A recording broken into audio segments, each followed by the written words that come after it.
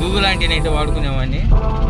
తప్పుగా మాట్లాడుతున్నారు. Okay guys, మనం ఎర్రగొండపాలెం అయితే రీచ్ అయిపోయాం.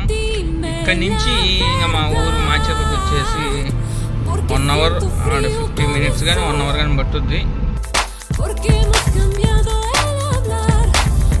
కింద బాటం తగలాల్సింది 100%.